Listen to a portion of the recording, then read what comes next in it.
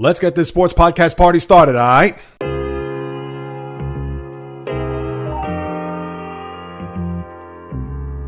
The JAYREELZ podcast. Trying to beat the summer heat, looking for a healthy alternative to the regular sodas that you see in your grocer or retailer? Well, I got one for you. Olipop. That's right. And this is a flavor that a lot of people may either look away or certainly want to avert their eyes, but this just goes to show you how good and how innovative this soda is. Banana cream. Who would ever have thought to put a banana cream or just banana in a soda? Well, Olipop does that. If you go to drinkolipop.com, you'll get 15% off your order by using the promo code JAYREELZ at checkout. That's right. JAYREELZ. Yours truly. Please buy a case, buy a couple, buy a dozen. The only way that you're going to quench your thirst as you try to get through the dog days of August is by drinking a soda that's not only healthier for your gut, better for you, ingredients that you can actually read, non-GMO, paleo, vegan, etc. And let me tell you, it is refreshing, it is crisp, and it is a lot better for you than all the other brands and also whatever it is that you are familiar with. So please, if you go to drinkolipop.com, 15% off your order using the promo code JAYREELZ. And yes, they just don't only have banana cream. They have other funky summer flavors that I like, watermelon lime. They also have tropical punch, which is my favorite, but they do have the classics, the ones that you've come to know and love over the years, your vintage cola, your ginger ale, lemon lime, grape, orange, root beer, cream soda. They have those as well. You can even get an assorted pack. That's right, so you don't have to be relegated to just buying one flavor. You can actually get an assorted pack, whether it is the funky flavors like the one that I'm holding in my hand as I'm currently speaking, or the ones that you know that you'd rather be safe when it comes to just drinking cola or lemon lime, etc. So please, one more time, drinkolipop.com, a soda that's much better for your gut, prebiotics, etc. 15% off your order, JAYREELZ at checkout. Please go to drinkolipop.com for more on this wonderful, crisp, refreshing, and delicious beverage. What is happening, my good people? Greetings. How are you? How's it going? How's everybody doing out there? What is the latest and greatest? Hope everybody's doing well, feeling fantastic, in excellent spirits. August is here. The days are starting to get shorter, which means summer is on the 10th hole as we get to the back nine of the season. No need to get wrapped up in how time is flying, but you know I'll be revved up and ready to go on what the sports world is offering, as this is the JAYREELZ podcast with your host JAYREELZ. For my first timers, welcome aboard, and for those who've been banging with me going back to the very beginning, somewhere in the middle, or even as early as this past Monday, I welcome you guys and gals back, and this is actually somewhat a paltry show, which is going to be dominated by baseball, because as we now turn the calendar to August, and I know by the end of this month, it will certainly be ratcheted up with college football. The NFL season will literally be days away at that point. And at that juncture, we could certainly start to jump for joy, get excited, and look forward to what September is going to bring, obviously into October, which a lot of people feel that's the biggest sports month of the year. I beg to differ. I think that's more April, but we could split hairs going that route. But for right this very moment, on the first day of August, it has to be all baseball, and the trade deadline has come and gone. A lot of deals, nothing of the blockbuster variety. The Garrett Crochets, the Tarek Skubals, the Mason Millers, maybe even a Cody Bellinger. Not that he'd be a blockbuster considering how far his star has fallen. But what we did see was a lot of small deals, and the best way to encapsulate all that, I'm going to just target a few teams. I'm not going to go through every deal. Yes, I'll even mention my Mets at the very end. But these were the three teams that I thought were huge factors at the deadline trying to make a push to get to October. And it's funny because the two teams that you would think would be automatic locks to get in, and I still feel that way at the end of the day, are the Dodgers and the Orioles. Now, we know what the Orioles had done, bringing in guys like Zach Eflin, who I didn't think that's a big deal if you ask me, as well as bringing in Sir Anthony Dominguez in that trade where Austin Hayes goes to Philadelphia, and he made a contribution in yesterday's game against the Yankees, and of course we'll get to them in a little bit. But the Orioles did make a move there right at the deadline, which, who knows, if this guy could all of a sudden resurrect his career and get himself on the fast track to a lot of the power numbers that he got early on in his career, and that's a one Eloy Jimenez. This is a guy that's been in a slumber, and who knows, maybe he's just been unhappy with the situation in Chicago. Coming into this weekend, or at least to Thursday before the series begins, where they're actually going to go to Cleveland, the Orioles, in a big 4-gamer. But Jimenez was batting somewhere in the vicinity of 240 with 5 home runs and 16 RBIs. And let me even double check that just so I can be accurate here. Jimenez, 240, 5-16 in 65 games. So obviously he's missed a lot of games due to injury, and he's had his moments with injuries over the last few years. But who knows? Maybe this will pump some life into him, into his offensive game, similar to what the Yankees have gotten with Jazz Chisholm. And he would be a big bat. And granted that the Orioles do have a very stout lineup, but he'll add some length, and maybe he could rejuvenate the Orioles here, as they have not played well over the last couple of weeks. And now as they get into a big part of their schedule starting this weekend in Cleveland, you have to wonder whether or not Jimenez is going to be a big factor and a contributing one down the stretch of the season.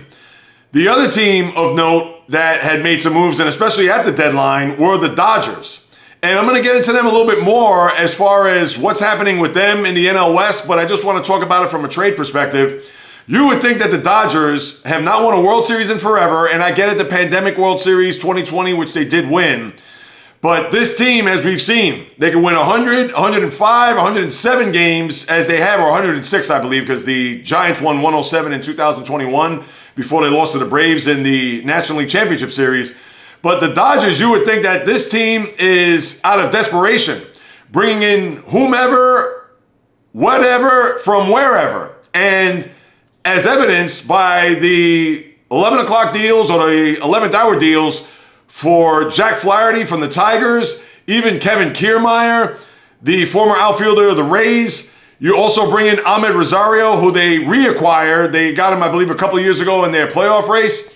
And for the Dodgers to make all these moves, and then on top of that, to bring in Tommy Edman and Michael Kopech, the former White Sox and also the former Cardinal, in a 3-way deal where Eric Fedde went from the White Sox to the Cardinals to see if they could bolster their rotation as they try to make a push, not only in the NL Central, but of course for the wild card.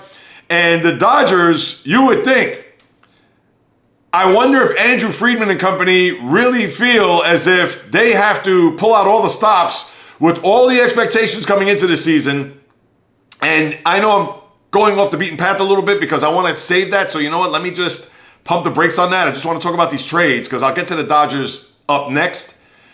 But for what they've done here in trying to retool and even reload this roster, because they all know it's October or bust, I can't say they did a great job. They did exactly what they could possibly do, hoping that they could pull a little rabbit out of their hat, similar to what the Braves did in 2021 when they bring back Jorge Soler, in which they did this time around as well, hoping for a little magic in their lineup.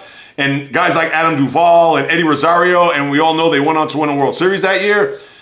But the Dodgers are pulling out all the stops and trying to get back and win a World Series, this time in a 162-game season as opposed to the pandemic-shortened 60-game season. And we could go through some of these smaller deals. I know Justin Turner went to Seattle on the heels of Randy Arozarena to see what they could do with their offense, as I've talked about here over the last few weeks. And then you've had Soler go back, as well as Luke Jackson from San Francisco. Let's see what that does to a lineup that the Braves have been hurting here over the course of the last few weeks, obviously with a bunch of injuries and just trying to piecemeal it to get themselves back to October and have some success, unlike the last 2 years. And the other team I want to throw in, as a matter of fact, as I said, there were 3 teams, so my apologies for being all over the map here. So I talked about the Orioles and what they've done, Dodgers, and the one team, and this is on the seller side, not even the buyer side, are the Florida Marlins, or the Miami Marlins, excuse me. How they have just pretty much shipped everybody to all parts of cities throughout Major League Baseball. And it started with them, I believe, what was in late May, maybe early June, with Luis Arias sending him to San Diego. But what about all these deals here right at the deadline? Trevor Rogers going to the Orioles. And that's another player that I forgot that the Orioles picked up right at the deadline. You also had Brian De La Cruz, a good young player who they sent to Pittsburgh as they try to see if they could make some moves. And they also bring in Isaiah Kiner-Falefa from the Toronto Blue Jays. Of course, they're not going to go of the blockbuster variety, but that is blockbuster if you're a small town, small market in the Pirates. But going back to the Marlins, they made all these trades here over the last couple of weeks. And if you want to even go back to the early part of the summer, and then on top of that, they trade their closer Tanner Scott to San Diego to bolster their bullpen.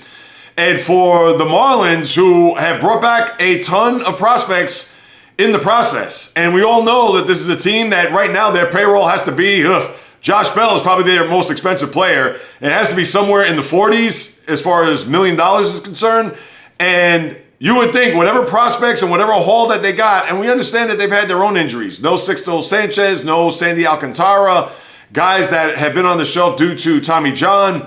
And their lineup day in, day out, they don't have that one young stud prospect that is coming up the ranks or a guy that you know is going to be the face of this organization. They don't have players like that. And hopefully with this overhaul of prospects that they've received from all these trades, maybe they can start building in that direction. But as we all know, the Marlins could start to build in that direction. And then the next thing you know, success or not, they'll just blow up the team, start over, and as we've seen year after year, even decade after decade with that organization, they certainly do not know how to run the franchise. Whether your name is Wayne Huizenga, whether your name is Jeffrey Loria, or the current ownership group led by Bruce Sherman. But I have to give them credit because even though they're a team that has literally been a wasteland, last year notwithstanding because they did make it into the playoffs, but now they're going to start to revamp their minor league system, and let's hope that maybe by the end of this decade, they can at least be competitive, maybe not necessarily relevant, but a team and an organization that certainly has had a lot more lows than they've had highs, even though their highs have been very good with 2 World Series titles. But I have to give them a team that had made a lot of moves, although they sold more so than bought. But that's what you have there with the deadline, and a lot of these other little trades I know we could discuss, where the Yankees got Mark Leiter Jr., who has not pitched well in his 2 relief outings as of right this very moment. He pitched twice there in Philadelphia where he gave up a couple of runs. All right, new surroundings, and maybe got to get his feet wet a little bit. Hopefully he's got it out of his system. But for other teams, Frankie Montas, the Brewers, to add another arm in that rotation who's actually pitched pretty well this year, and Yusei Kikuchi, Toronto to Houston, as the Astros try to keep themselves at least more than arm's length from Seattle and even the Texas Rangers in the AL West. But that's pretty much a big giant nutshell. And then the Mets, who I have to discuss here just for a couple of minutes, they bring in Paul Blackburn, the Oakland Athletic, who had been in A pretty much, I believe, was one of the longest tenured A's, which is not saying much. But for a guy that is going to not necessarily fill in for Kodai Senga, because as we all know, in his first start back, he pulled a calf muscle, which may mean the rest of his season and even October if the Mets make it past the regular season. But for Blackburn, what is he going to add? Let's see. And also the Marlins, they picked up Huascar Brazoban, the reliever from the Marlins. So that's another deal that the Marlin team or organization had made here right up until the deadline. What those reinforcements are going to do remains to be seen. Obviously, they didn't bring in that stud pitcher, which I did not expect, or a big-time bat, which I did not expect. Jesse Winker is not going to be a guy that's going to move the needle, if you ask me. But this is going to be an interesting stretch for this Met team because the wild card is right now a tizzy. A lot of teams are in the mix. A lot of teams are actually playing well. Padres, even the Diamondbacks, which I'll get to in a moment. But the Mets have a 10-game, 4-city road trip upcoming, which I'm not going to say could make or break their season because they also have another long road trip at the end of the month. So they're bookending August with a 10-gamer and a 9-gamer because they've already played 58 home games on the schedule. And they will be in Anaheim over the weekend. They have a one-day layover in St. Louis, which is a makeup game from earlier this season. Then they go to Colorado for 3. All right, a bit of a respite there. But then they go to the Pacific Northwest to play the Mariners. So a tough trip indeed, a long one. And let's see how the Mets fare, as all right, it's Anaheim, although they've had their moments here over the last couple of weeks, especially against the Mariners, and they do play the Mariners on the back end. So you would think a relatively soft schedule. All right, you have the Cardinals for one game, but with the Mets, you never know. So we'll keep that in mind here as we move it along throughout the course of this next 10 days or so. But now let me get to a couple of teams which were at the beginning of the season, a lot of people thought they were going to be in the World Series, or certainly World Series favorites to get there. And now they're going in different directions, where one team looked like they were going to, who knows if they were going to get out of the wilderness as far as their month and a half stretch of play. And then the other team is kind of, I get it. They've been injured and they're starting to put it together with all the trades that I mentioned. Of course, that being the Dodgers. But the first team I want to discuss are the Yankees. And boy, what a difference a week makes. At this very time last week, when I was in Miami doing the podcast, the Yankees were coming off of a beating by the Mets in their ballpark to the tune of a 4-game Subway Series sweep. They were all out of sorts, all out of whack, and they go into Boston on Friday night, and they had a 7-4 lead, which they spit the bit and lose 9-7. And ever since that moment, and Saturday afternoon when they made the trade for Jazz Chisholm, and nobody thought Chisholm was going to be the second coming of Lou Brock, but that's what we've seen here so far. They had a huge win there Saturday night where they were down 8-6. They tied the game and won in extras. Sunday night, they cruised to an 8-2 victory. They go to Philadelphia, where a lot of people thought this could be a World Series preview, and it was anything but that because the Phillies were just awful in the series. Bryce Harper, 0 for 14. Kyle Schwarber, nowhere to be found. And the Zach Wheeler, Aaron Nola, who pitched well in his start, Wheeler not so much, as the Yankees went into Philadelphia and swept them right out of the city of brotherly love. And they come up the turnpike with a 5-game winning streak. Still a half game back in the division with the Orioles right ahead of them. But now you have to feel much better about this Yankee team. And with Chisholm coming on to the ball club, where, of course, another Marlin getting traded, for this Yankee team to now have a lot of gas in their tank, a 9-game homestand forthcoming where they'll have the Blue Jays coming in for 3. And then they also, let me see if I look at their homestand, Toronto for 3, the Angels for 3, so they'll play the Mets in Anaheim this weekend before flying east to play the Yankees, so back-to-back New York series for the Angels, and then the Rangers, who knows where they'll be a week from this coming Friday, where the Yankees could really fatten up on the schedule to get themselves maybe in position to where they can make a run and play baseball similar to the first 2 months of the season than the last month and a half. And they're going to get reinforcements. Giancarlo Stanton's back in the lineup.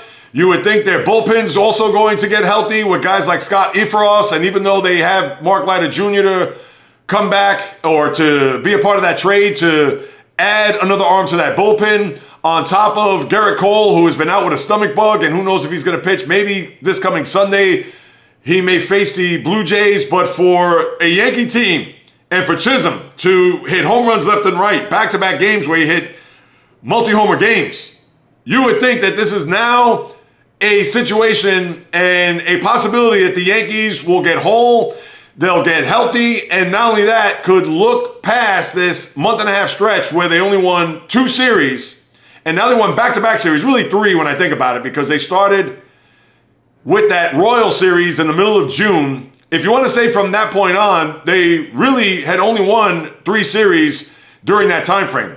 Baltimore right before the All-Star break, and now these back-to-back series here. So you would think the Yankees are going to be in good shape, and the Orioles, who have not played well here, although they have tread water and they're still in first place, but young team, and yes, they did win 101 games last year and won a division, but this is going to be a true test for them because I think the Yankees, their storms have left. Now, do I really think that come October, whole different ball of wax, that's for sure, but as of right this moment, I would think the Yankees are going to be primed to make a big run here to a division title and for them to get a bye in the first round of the postseason. And then the other team is the Dodgers. What has gone on there? I'm sure people are going to look at the injuries. No Mookie Betts. Yamamoto's been out since, I believe, the latter part of June. You also have Walker Buehler coming back from Tommy John, and he hasn't been 100%. And even with Clayton Kershaw coming back, and last night did not record a strikeout in a start for the first time in his career. And again, Kershaw, this is a bit of a reach here. I understand his brilliance throughout the course of his career, but if the Dodgers are really banking on Clayton Kershaw to be a fifth starter and to be productive, will he have his moments? Of course, because of who he is. But I think the dominant and even the effective Clayton Kershaw is in his rearview mirror. Like I said, he'll have his flashes and he'll have his moments where maybe against the Rockies, he'll go 6 innings and he'll give you a 1-run, 4-hit, 9-strikeout baseball. But when it gets to the teeth of the schedule, when it gets heat of the moment, and we all know in October he fizzles. So the Dodgers right now are looking in the mirror wondering what is going on. Now they go to Oakland for the weekend, so if there's going to be a recipe for some curing of the ills, that's certainly a place to go to, or at least a team to face in order to get better. But think about this, the Padres have played hot, the Diamondbacks have been hot, and currently in the standings, and we talked about this even a couple weeks ago, they got a 7-game lead in the loss, or 8-game lead in the loss, 7.5. The Padres are behind them. The Diamondbacks, they were hovering around 500 pretty much all year. Well, now they're at a point where both teams, think about this, they are 5 in the loss and 6 in the loss, to where the Padres and Diamondbacks are both 4.5 and 5 games back of LA. So it is not out of the realm of possibility that the Dodgers, although they have a sizable lead, and you would think they're going to get home scot-free. But unless Mookie Betts is going to walk through those doors in the next few days, or let's say the next week or so, or Yamamoto's on the mend to where he could toe the rubber at some point, and a lot of these acquisitions that they made actually pulled through to be a part of this team moving forward, to where they could stay out in front, get themselves a bye, which doesn't automatically mean a World Series appearance, because as we've seen, the Dodgers have bellied up against the Diamondbacks, where they got swept last year in the opening round, as we saw. But I'd be more concerned about LA right now, because this is a team that everybody thought was going to win 105 games in their sleep. And yes, health has been a factor here. But even with those two guys out, in particular Betts and Yamamoto, this team should still be well out in front. Not to say they got to be double digits or 10 games, but this team is 63-46. And I know Freddie Freeman was out of the lineup with the family issue, so you also have to factor that in. But it's just been, I would say, even alarming, let alone puzzling, that this Dodger team has not clicked. 63-46 for that payroll, for that team. And granted that they're fueled by the top of that lineup more so than the bottom of that lineup, that has been just a flat-out disaster. And yes, they still have a sizable lead. In fact, they're both 5 in a loss with the Padres and Diamondbacks. So I thought there was an extra loss there. But these teams are going to be nipping at their heels. Now, granted, they go to Oakland, and we'll take a look at the schedule in a moment. But I'd really be concerned about LA here and just their psyche, because for whatever the reason, they just think that they can just go out on the field and all the teams are just going to bow down to them and they're going to come out victorious. And that hasn't been the case. So Dave Roberts is going to have to work some magic here in order for his team to play well, play from in front, and not have the Padres or Diamondbacks get that much closer to where they feel that they could have a shot to win a division title. So that's where I'm going to go there with the Dodgers. Now, as far as everything else that's happening in baseball, wild card, things of that nature, we talked about the National League, and that's going to be a recurring theme. We've talked about that a couple of weeks ago at the All-Star break, how that's just going to be a Royal Rumble to the very finish. And the AL to a much lesser degree, because you have Kansas City, you have Minnesota, you have Boston, you have Tampa, even Seattle at this point. So there's a bit of a logjam there. NL is just bananas. But the divisions right now, we thought that the NL West, and maybe even to a certain extent, it's a bit more of a stretch there, but the Phillies have not played well, as evidenced by the sweep of the Yankees the past few days. But their sizable lead has shrunk. And when I look to see that at one point the Mets were 17.5 back of the Phillies, and they're now just 8 games back, makes you think that, all right, they're not going to win a division. It is a long shot. But the Braves are 6 in a loss, 6.5 back, and I'm sure they still have quite a few games left before the season is over. That's Braves and Phillies I'm referring to. But now all of a sudden, there seems to be a bit of a shift, whether it is in the NL West, to a lesser degree in the NL East. We know the AL East and West is going to be a battle to the end. The Central, a little bit of separation there by the Guardians as they have a 6-game lead in that division. And even with the Cardinals, just 5 back of the Brewers, and they've gained a couple of games here over the last 2 days, so they were actually 7 back. I think the Brewers will also be fine. I think when it's all said and done, they'll win a division. But there has been, at least in some of these division races, teams have inched closer to see whether or not that they could possibly have an outside chance to not only just get closer, of course, but maybe even get even and overtake the division leaders who have been there pretty much, it seems, from the start of the season. So we'll just keep that in mind, although I think other than the races that are super close, whether it's a half-game lead by the Orioles or tied Astros and Mariners at this very moment, although the Astros do have 2 games in hand over Seattle. And in Texas, they're 5 games under, but they're 4.5 back in the division, which is astounding when you think about it. So we may have an interesting summer where at once we thought that, maybe a couple of division races and the wild cards are going to be bananas. Now, as far as the wild card in the American League, you have the Yankees or the Orioles, whomever in the AL East, they're going to have that top spot and secure that no matter what when it's all said and done. But you have the Twins and Royals currently tied. Now, the Twins have 2 games in hand on the Royals. Royals at 60-49, Twins 59-48.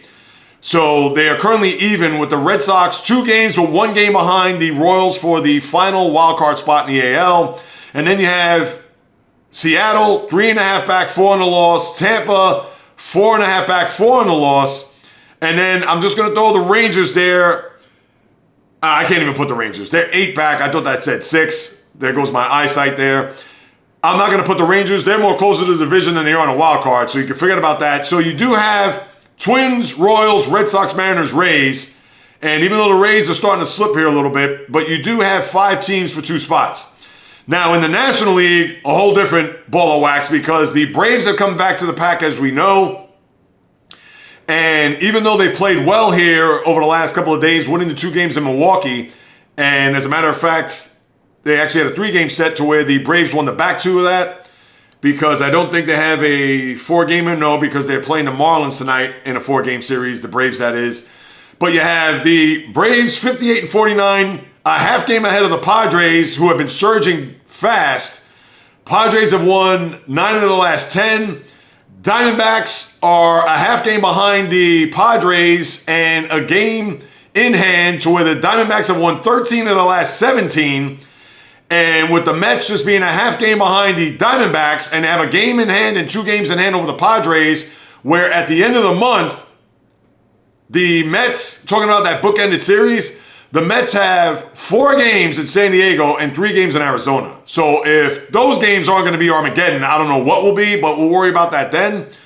So Padres, think about this, Braves, Padres, Diamondbacks, Mets, those 4 teams for those 3 spots, they're all separated by a game and a half. And then you have the Cardinals, who are a game behind the Mets, 1.5 back behind the final wild card spot in the NL. That's the Diamondbacks, of course. Pirates, 2.5 back. San Francisco, they're 2 games under, but they're 4.5 back. All right, I'll include them.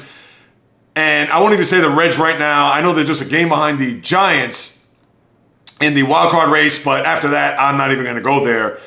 But it is certainly going to be a log jam to see who's going to come out. At one point, it was just going to be who's going to have the 5th and 6th seed because the Braves had a pretty much had a nice cushion, but they've blown that to smithereens. So now you're going to have, for those 3 spots, as of right this moment, you have 7 teams that are going to battle for those 3 spots. And you know I'm going to be all over it and on top of it from here on out as to who's going to separate themselves from the pack and try to get themselves in position for a spot in the postseason come October. Now, as far as the schedule for this weekend, you have a light schedule in baseball today, a lot of 4-game series that are starting. Baltimore at Cleveland, big series there.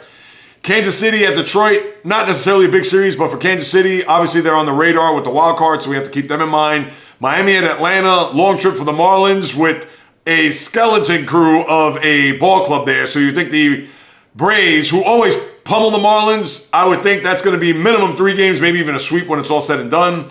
You have the Cardinals playing the Cubs, so if the Cubs have any shot to try to get back in the race, they need to win minimum 3 games, if not sweep the Cardinals in in Chicago. And then Colorado and Los Angeles will conclude the series tonight. Nobody cares about that. But your weekend series, Arizona at Pittsburgh, that's maybe not a 5-star matchup, but that is one for the wild card. What Pittsburgh could do here, if they could get themselves a sweep, that will be huge for them. They have to win minimum 2 games if they want to make up any ground in this wild card race. Milwaukee at Washington, only because of the Brewers. Toronto at the Yanks, as we discussed. San Francisco, Cincinnati. If Cincinnati, and even, who knows, that could be a loser leaves town match. If either one of those teams win 2 out of 3, or even, dare I say, sweep, that's going to be huge to keep themselves afloat in the National League wild card. Boston at Texas. That's big there, especially for the Rangers if they want to keep themselves within striking distance of the AL West. Chicago, White Sox at Minnesota. And the White Sox, how pathetic they've been. I can't even get into that. But they're not going to beat the 62 Mets of 40 and 120. They're going to surpass 40 wins for sure. Tampa Bay at Houston. That's a big series there when it comes to the wild card, AL West, etc.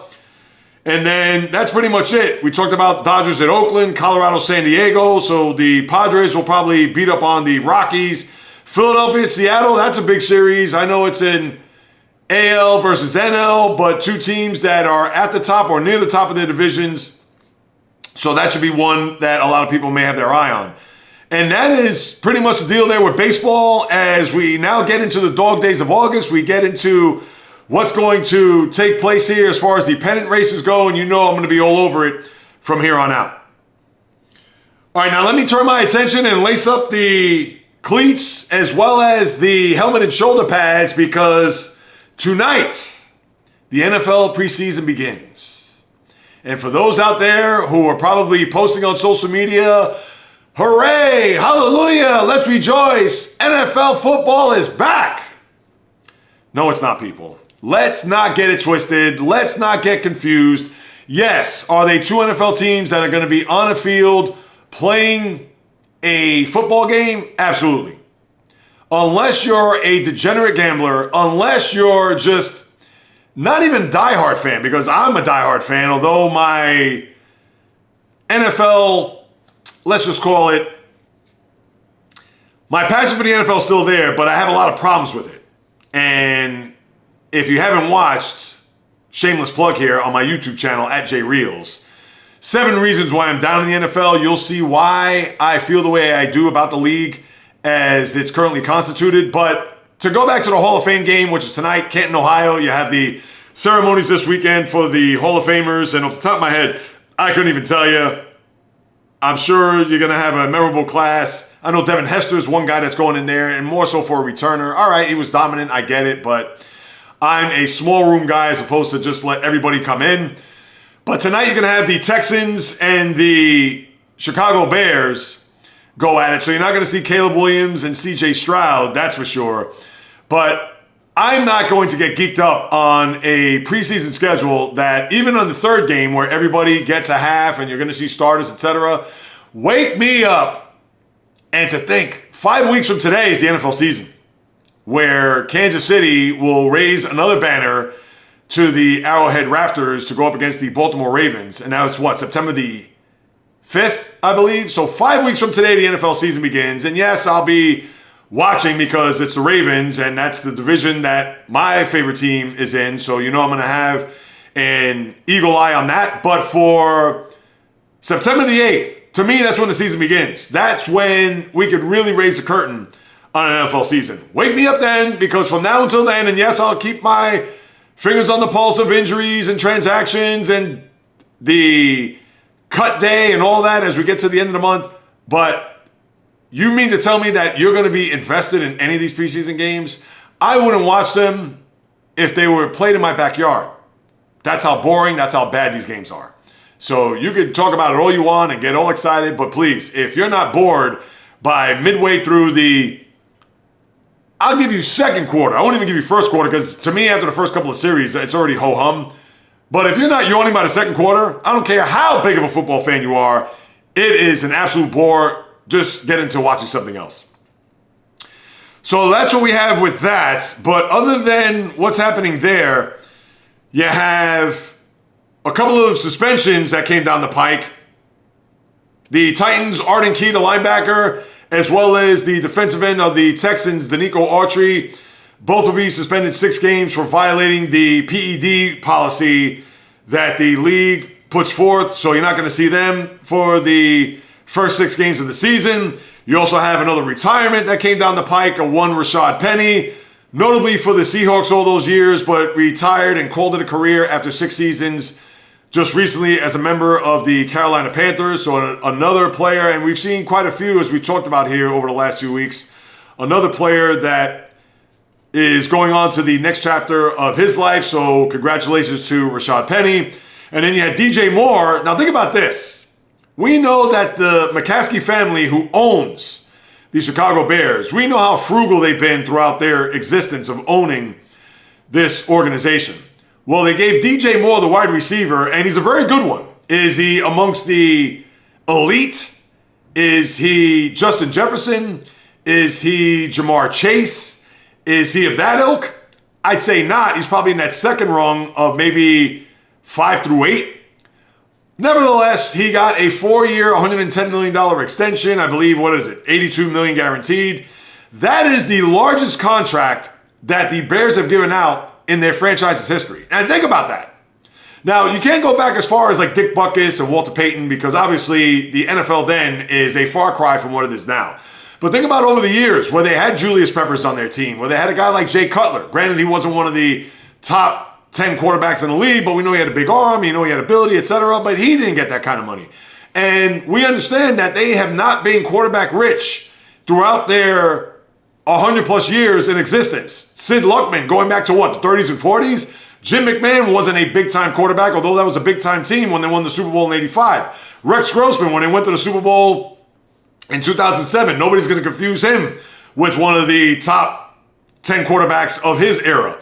And we could throw in all the names that have been under center there, even Justin Fields. This is the biggest contract signed on the dotted line in Bears history. When you think about that from a trivial perspective, that's absolutely shocking.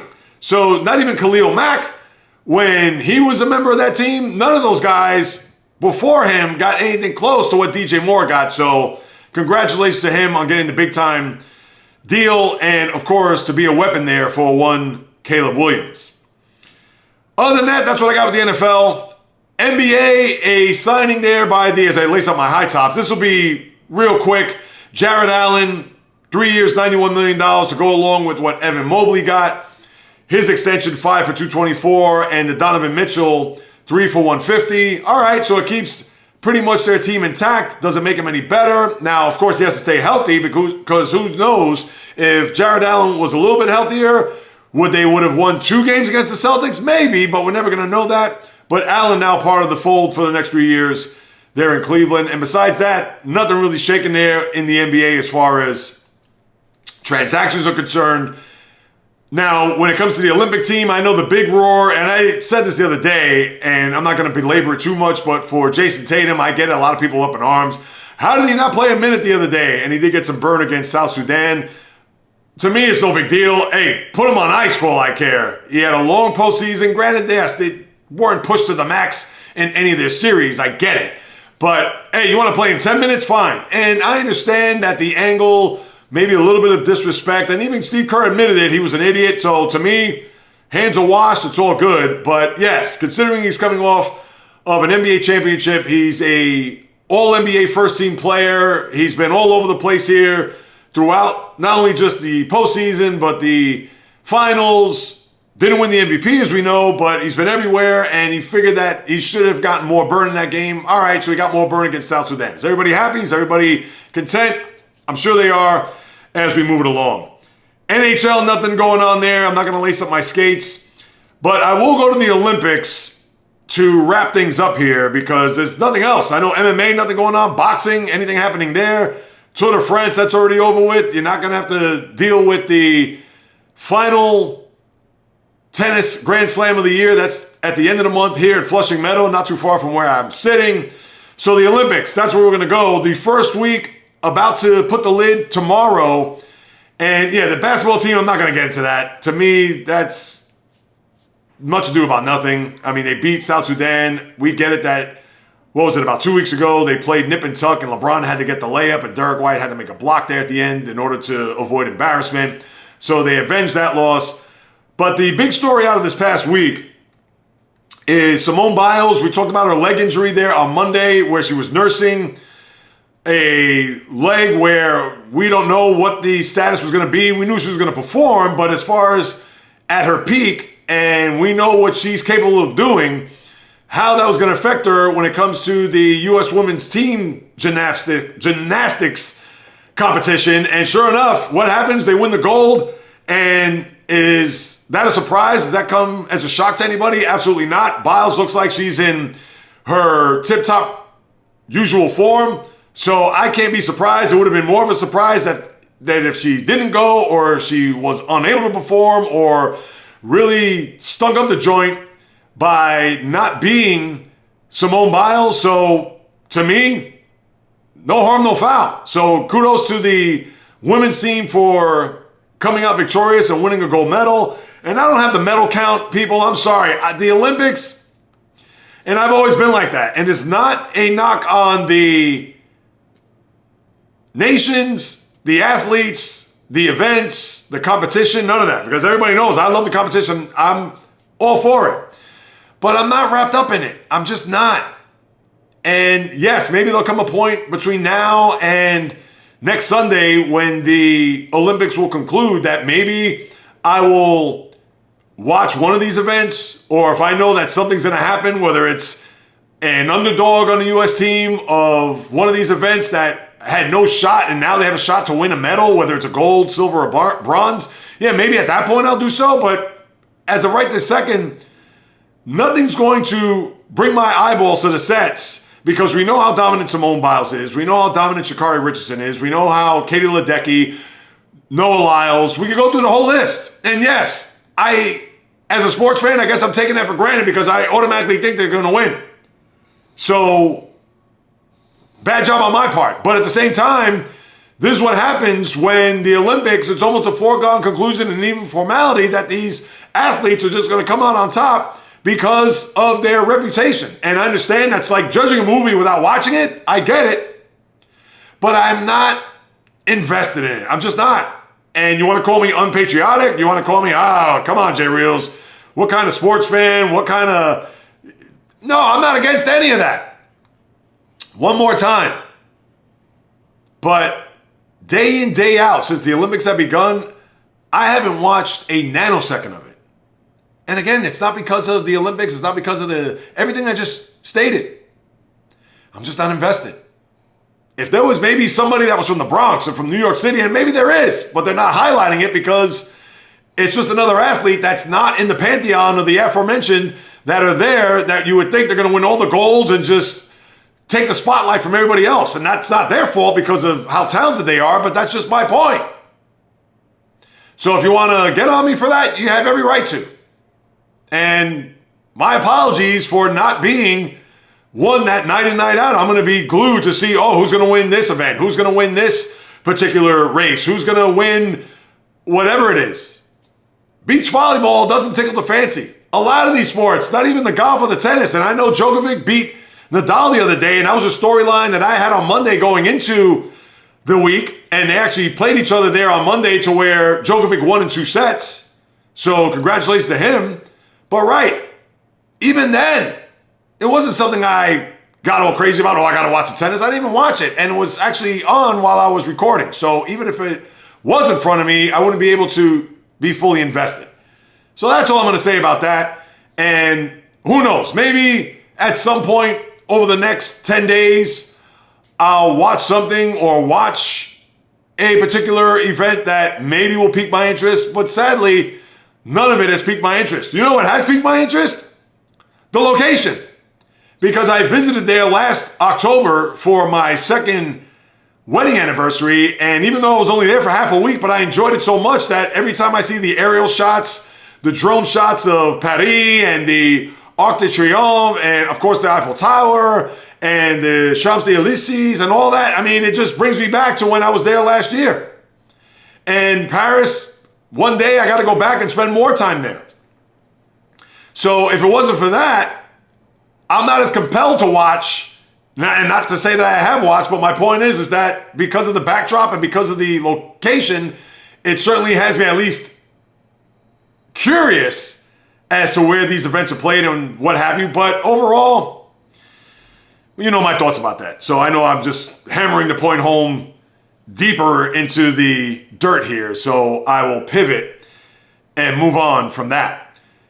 And where I'm going to pivot, people, that's the end of this podcast, because I would think for the next couple of weeks, there's not going to be much going on, especially in the world of sports. We're still in that dead zone part 2. And like I mentioned, once we get to the end of the month where college football will be a part of our consciousness, and then the NFL will be soon right after that, and then you're going to have September baseball, and everybody's going to be looking forward to the National Hockey League as their training camp will begin, as well as the NBA. And before you know it, it'll be October, and everybody will be sipping pumpkin lattes and have hoodies on and sweats and jackets, and we'll feel the cool air, especially if you're in the Northeast like I am. And we could all rejoice for October and get ready for the holiday season, which for me, I can certainly wait. Once again, my good people, thank you so much for stopping by, for carving out precious time out of your day to listen to what it is I have to say about what goes on in the world of sports. If you haven't done so, please, I implore you to subscribe, rate, review on whatever podcast platform you listen to, Apple, Spotify. And also on Spotify, people, you get the video. So not only will you get it on YouTube, and I want you to subscribe there. Please go to YouTube. I have my daily shorts, my vlog that I'm putting together. I'm still waiting on my foot for the x-ray. It's been a couple of days. I know I talked about that on Monday, but to spare you that, I'm still waiting to get the diagnosis on whether I've been walking on a broken foot for almost 2 weeks. But please go to my YouTube channel at JAYREELZ. Again, Apple, Spotify, JAYREELZ.com, wherever you get your podcast. Please subscribe there. Leave a comment. Post a review, a few stars, whatever it is. I would sincerely and gratefully appreciate that. And if you have a question, comment, suggestion, etc., you could do so at the following: Instagram, TikTok, Facebook, the JAYREELZ Podcast, Twitter, X, JAYREELZ1, just a number. The old-fashioned way, the JAYREELZ Podcast at gmail.com. I'll be more than happy to follow up with you guys and gals. And I forgot to mention off at the very start, Olipop. I didn't have my can here. My bad. It's in the fridge right now. And I actually have a banana cream that's in there. If you haven't done so, go to drinkolipop.com. That's drinkolipop.com. And at checkout, use promo code JAYREELZ, JAYREELZ. You'll get 15% off your order. Please do so. I'll get a kickback of that. So go ahead. Summer is still in full effect, even though we're in August, but the dog days have arrived.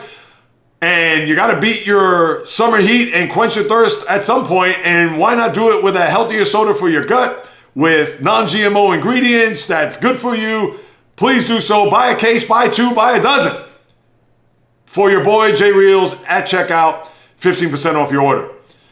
And also, for those, first time, 10th time, 100th time, 480th time, doesn't matter how many times you've come to the podcast, all I need to let you guys and gals know, I will continue to deliver nothing but fire, passion, energy, fury, with my thoughts, opinions, critiques, praise, analysis, feelings on anything and everything that happens on the world of the diamond, ice, gridiron, hardwood, golf course, racetrack, tennis court, boxing ring, octagon, you name it. From my lips to your ears, from my heart to your soul, from where I am to wherever you are, the JAYREELZ Podcast always comes correct, directed, and in full effect.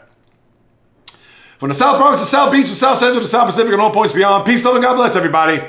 And until next time on the JAYREELZ Podcast, on the flip, baby.